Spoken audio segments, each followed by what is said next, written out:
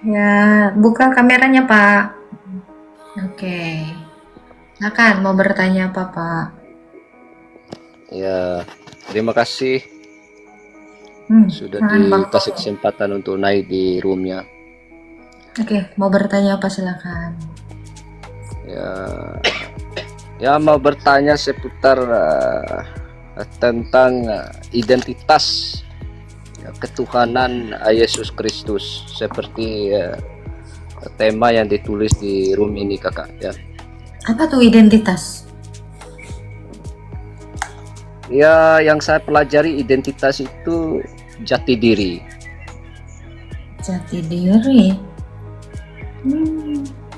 Ya, Oke, untuk apa identitas? Identitas siapa yang mau kamu cari tahu? identitas Tuhan. Yang saya mau tanyakan sekarang itu perihal identitas ya, termasuk jenis kelamin daripada Tuhan itu sendiri. Tuhan Itu kan tidak bagian berjenis kelamin. daripada identitas. Oke, identitas itu adalah ciri-ciri, tanda, atau jati diri yang melekat pada seseorang atau suatu kelompok untuk membedakan dari yang lainnya. Makanya saya tanya, identitas itu apa? Identitas itu kan sudah saya jawab dari tadi. Identitas Iya, itu kalau Anda menanyakan itu kepada Tuhan, itu bukan disebut identitas. Karena itu Tapi kan merujuk begini, kepada Kakak. individu, gitu. Betul. Jadi begini kakak, yang saya tahu, yang saya berdasarkan pengalaman yang Coba penglihatan maksud saya gini. Maksud saya gini, coba pertanyaanmu gunakan diksi yang tepat, itu maksud saya. Pakailah baik. kata-kata yang benar gitu, sehingga saya memahami. Baik, Nggak nyambung, Abang.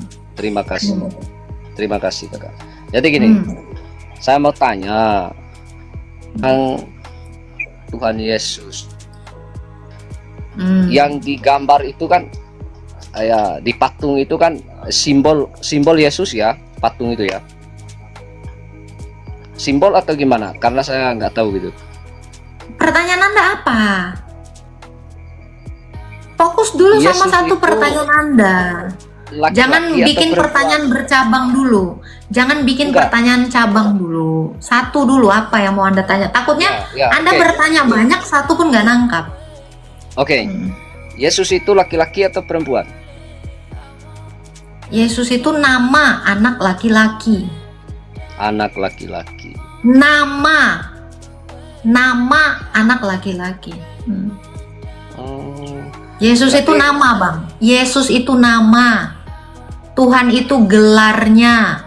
Manusia dan Allah itu hakikatnya. Iya, kayak Bang Tohe. Kayak Bang Tohe itu apa? Bang Tohe itu namamu.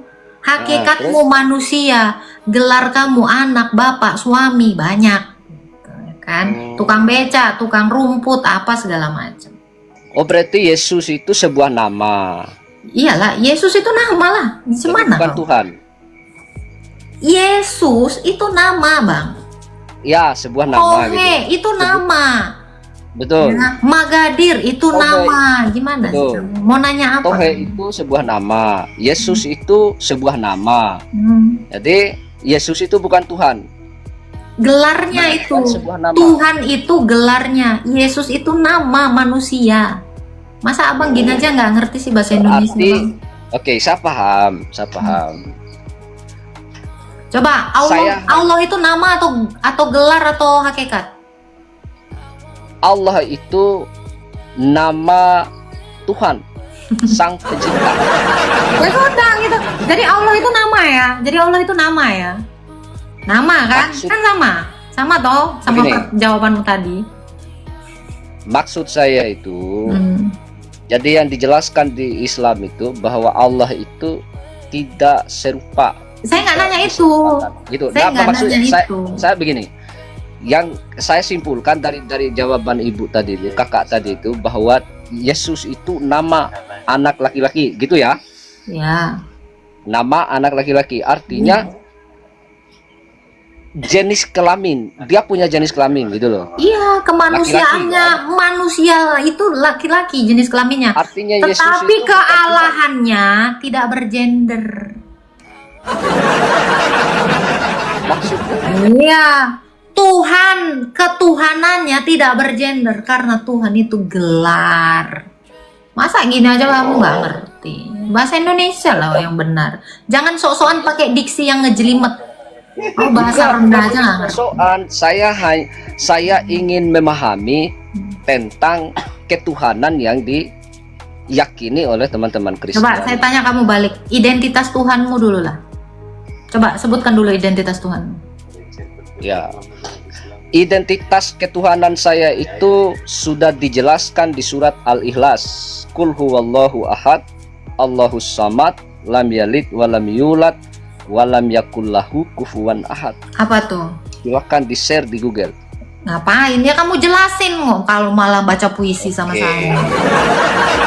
Katakanlah, saya jelaskan ya.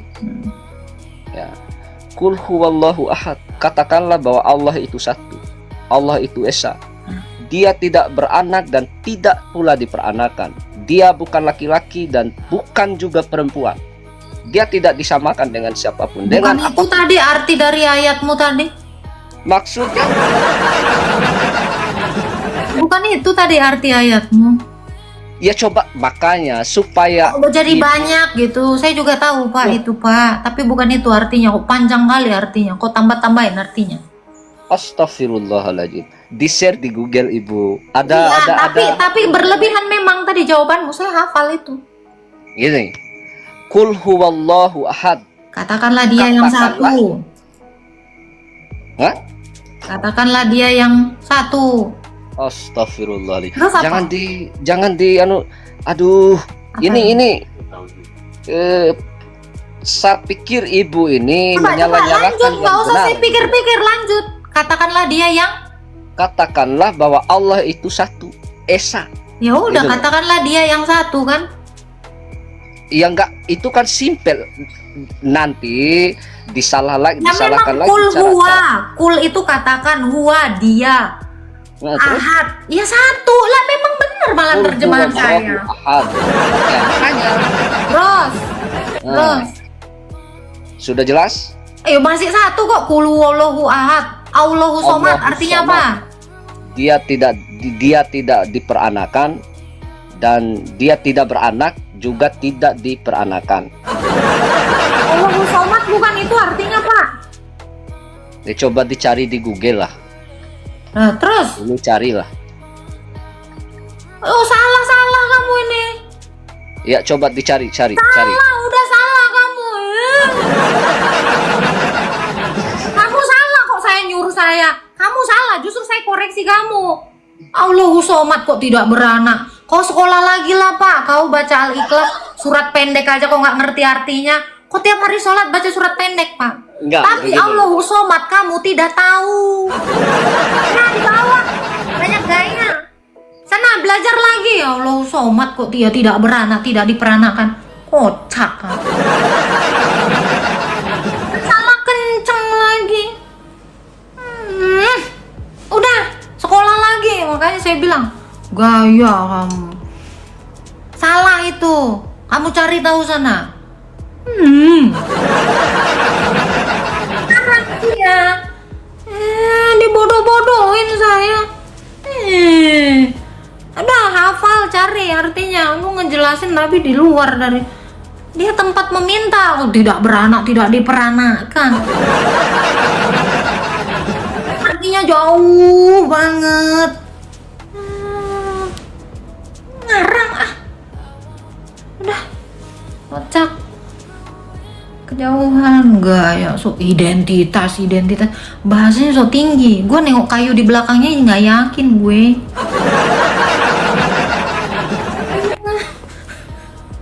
Udah apa? Untung kagak aneh-aneh lo. Coba Google lo, ngapain lo nyuruh Google lo aja salah. Ada aja. Gebrakan si bapak. Silakan buka kameranya ya kok. Ayolah kenal kakak. Iya, buka aja kameramu. Gak kenal aku, matamu gak pernah kelihatan di sini. Kamera nggak kenal. Emang gua gak kenal? Lu kagak pernah on cam? Buka on kameranya. Silakan. Kayak. Coba buka. Yakub. Nah, kalau nggak berani buka kamera, udah di luar aja kau.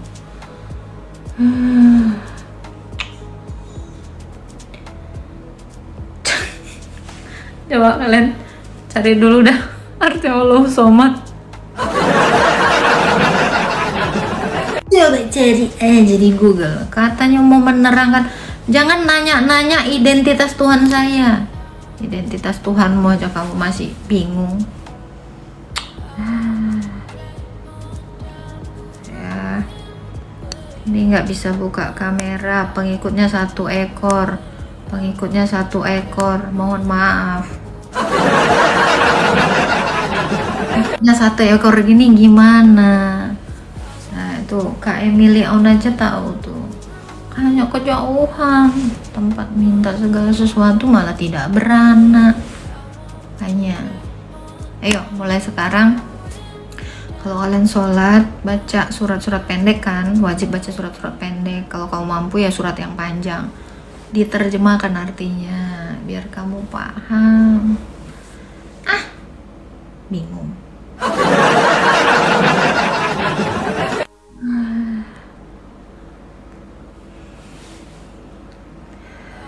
Kebesaran kacamatamu, kamu mainnya yang kurang jauh.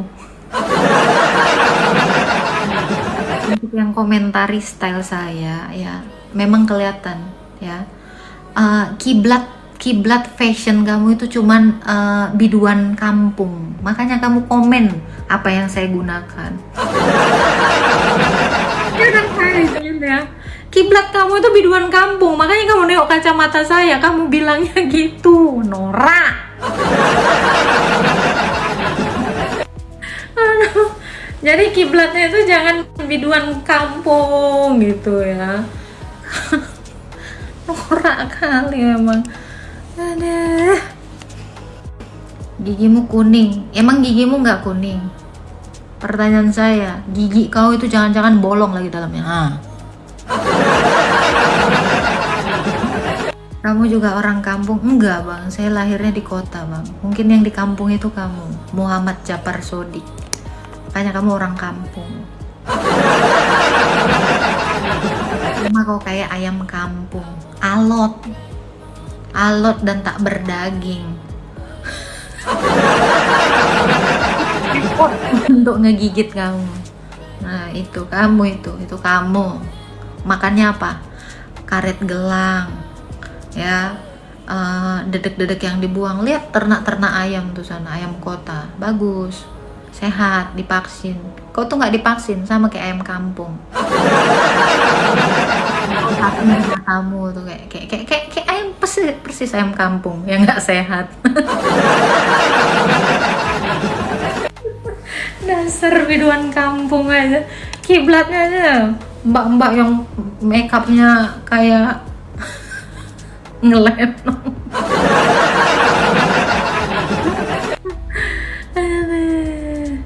Bibirnya miring.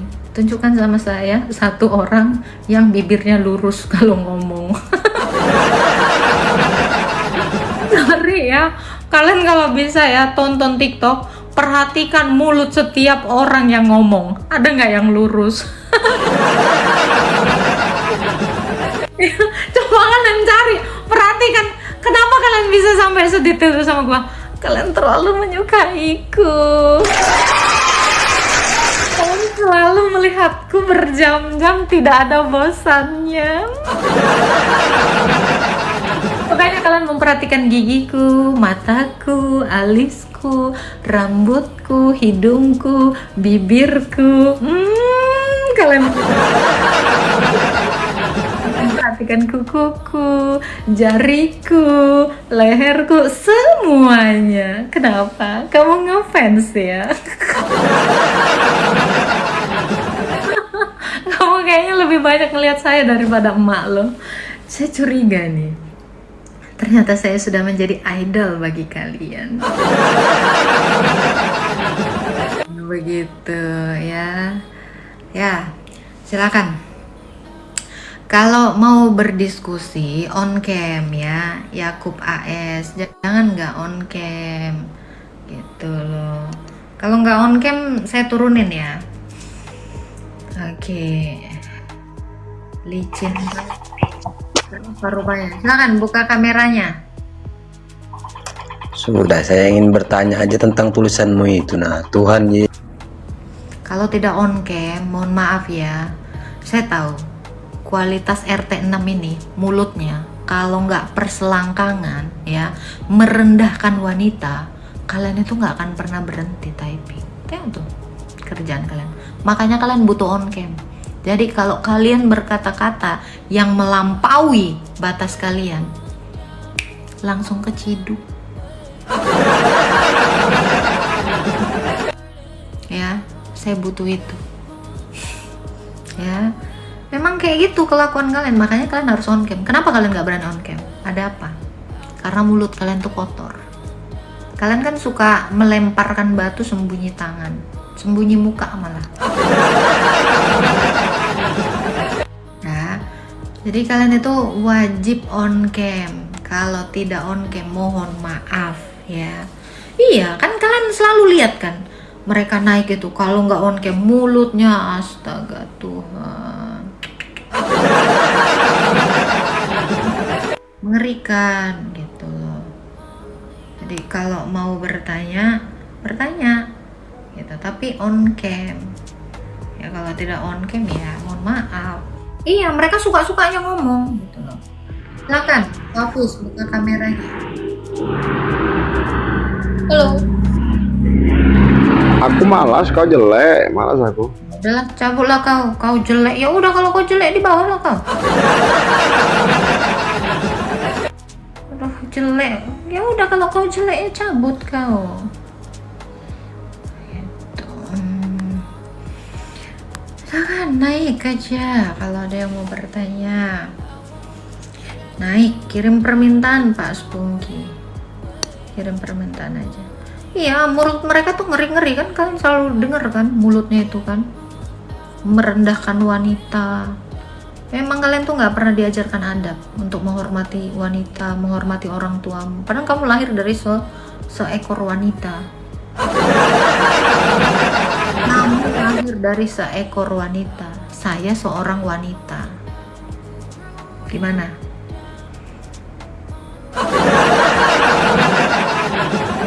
Tuh, ya.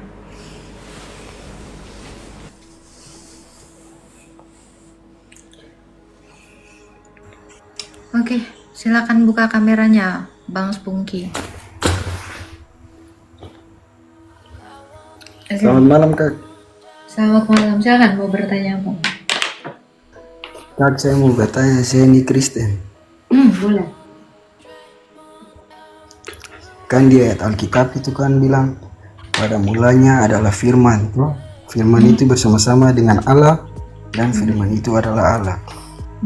Lalu kesamanya dengan Yesus Kristus itu apa, Pak? Apa, Kak? Yesus itu adalah firman Allah yang bersama-sama dengan Allah itu. Kalau ayat itu kan terdapat di Perjanjian Lama tuh, Kak, toh? Bukan, di perjanjian baru. Yesus itu adalah firman Allah. Itu di Wahyu 1 ayat 8. Iya, tapi yang saya maksud nih kan di ayat itu kan kalau tidak salah di Kejadian berapa itu saya sudah lupa lah. Pada mulanya adalah firman. 1 ayat 3. Terus? Firman itu bersama-sama dan firman itu adalah Allah. Kan Kak itu bilang Yohanes 1 ayat 1, Bang. Pada mulanya adalah firman, firman itu bersama-sama dengan Allah, firman itu adalah Allah, itu Yohanes 1 ayat 1. Oh iya. Terus begini, Kak, Trinitas, Tritunggal nih, Kak. Kan kalau orang Kristen kan percaya Bapa, Anak dan Roh Kudus. Tuh, Kak. Betul. Yang saya mau tanya di sini, kan kebanyakan orang kan tidak paham tentang hal itu. Banyak orang Kristen yang cuma tahu Yesus itu Tuhan, tapi Kalau menurut saya Yesus itu adalah juru selamat orang percaya, orang Kristen. Lalu yang mau abang tanyakan apa? Kalau ayat yang saya mau tanya itu yang sering saya bingung ini Kak, maksudnya pada mulanya adalah firman. Tuhan menciptakan langit dan bumi semua dari firman. Kita melalui firman. Jadi Allah itu ketika mencipta, Bapa itu ketika mencipta itu dengan menggunakan firman-Nya. Berfirmanlah Allah. Nah itu. Jadi Bapa dengan firman-Nya dan dengan rohnya itu menciptakan segala sesuatu. Itulah yang disebut Tritunggal yang menciptakan. Jadi Allah kita itu kenapa disebut Tritunggal? Sebab ada 3 keberadaan yang berbeda dalam satu hakikat. Kalau kita contohkan gini Bang Spunky menyapu, maka yang menyapu itu adalah tubuh abang, roh abang, dan pikiran abang menyapu bersama-sama gitu. Jadi ketika Allah menciptakan, Bapa dengan firman dan rohnya itu menciptakan bersama-sama begitu. Lalu begini Kak, kalau Allah di dalam perjanjian lama, perbedaan Allah di perjanjian lama sama Allah di perjanjian baru itu perbedaannya di mana Kak? Maksudnya begini Kak. Tidak ada yang beda Pak. Tidak ada yang beda. Jadi Allah di perjanjian lama yang bertemu dengan nabi-nabi itu belum menjadi manusia. Belum mengambil kodrat manusia. Tetapi dia datang menampakkan diri kepada nabi itu dalam rupa semak yang tidak terbakar, dalam rupa manusia yang sementara gitu. Jadi Allah di perjanjian lama dengan Allah di perjanjian baru itu satu. Sama. Bedanya yang di perjanjian baru, dia datang mengambil kodrat manusia. Dia datang menjadi seperti manusia. Gitu. Jadi yang ditemui Musa itu adalah Yesus sebelum jadi manusia. Yang ditemuin Ayub itu adalah Yesus sebelum jadi manusia. Semua nabi-nabi dan rasul itu bertemu dengan Yesus. Gitu Bang. Terus yang kedua begini Kak, tujuan Allah di perjanjian lama sama tujuan Allah di perjanjian baru itu apa Kak? Sama, menyelamatkan manusia. Tidak menghendaki satu orang pun binasa. Gitu. Ya.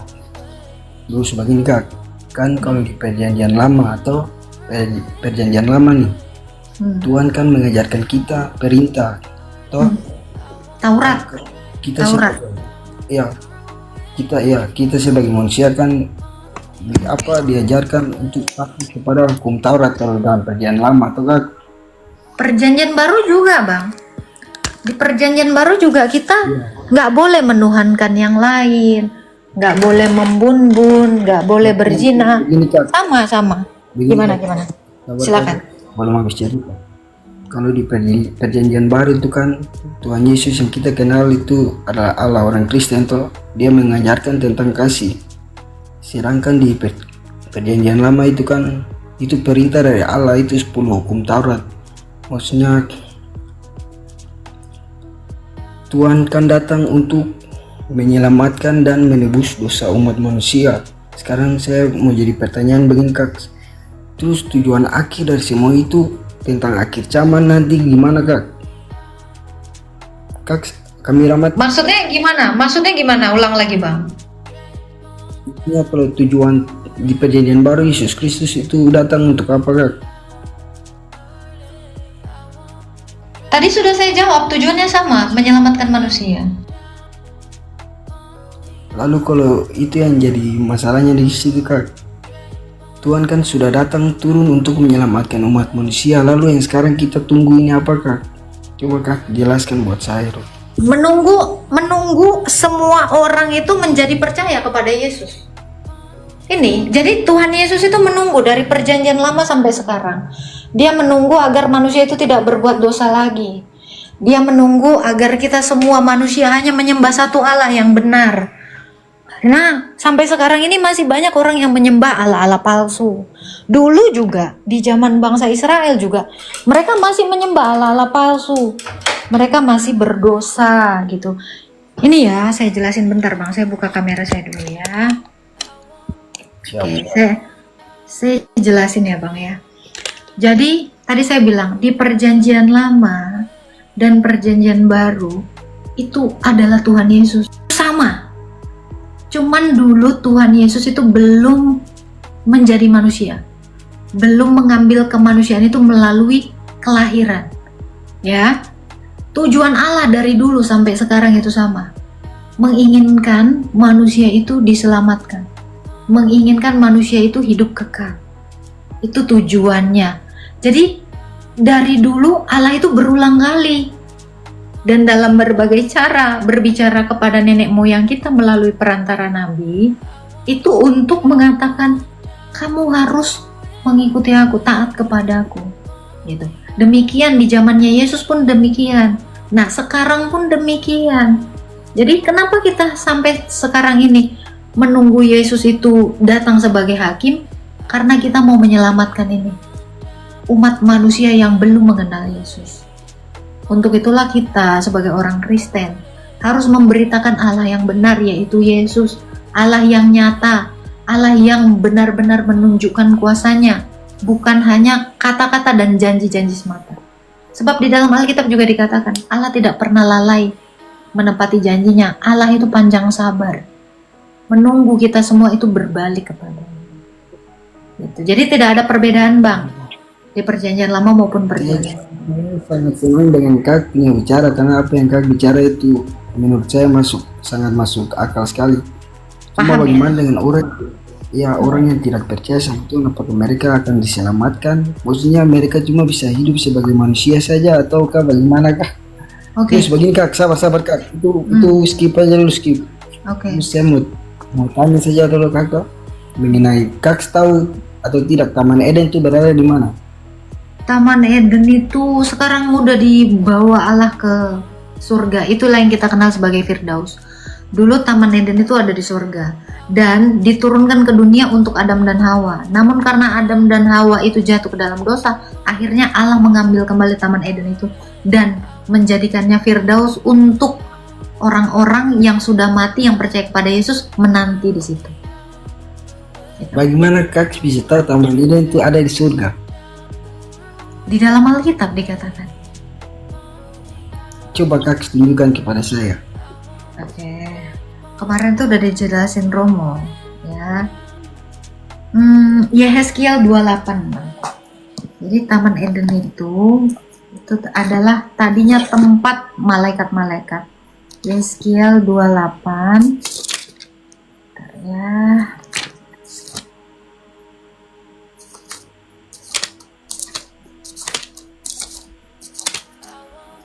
Nih, ya dikatakan ayat yang ke-13.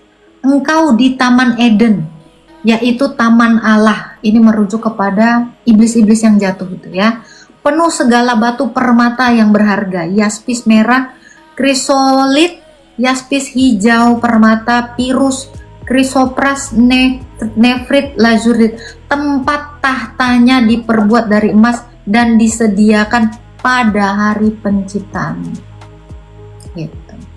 Nih ya. Lalu datanglah firman Tuhan kepadaku, hai anak manusia, ucapkanlah suatu ratapan mengenai Raja Tirus.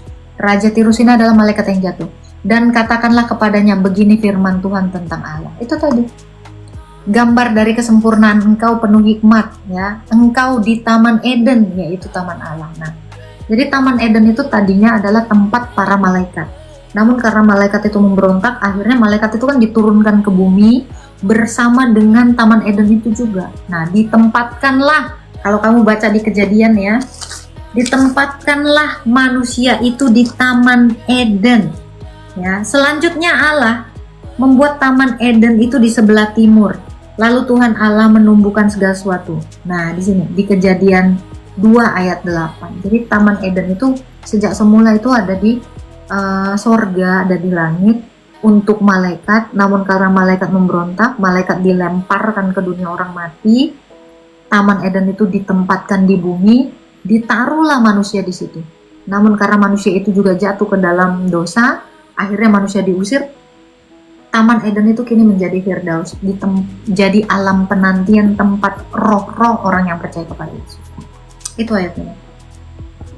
Jadi bagaimana Kaks, menurut Kaks, Taman Eden itu ada di surga atau di bumi? Saya kasih dua Taman Eden itu pertanyaan. sekarang ini ada di surga. Di surga. Iya. Bagi- Taman Eden itu Oke, sekarang ada. Saya tidak ini Kak, saya cuma ini saja senang dengan kakak punya punya masukan. Tapi sekarang saya mau tanya, 4 sungai di Taman Eden itu namanya apa?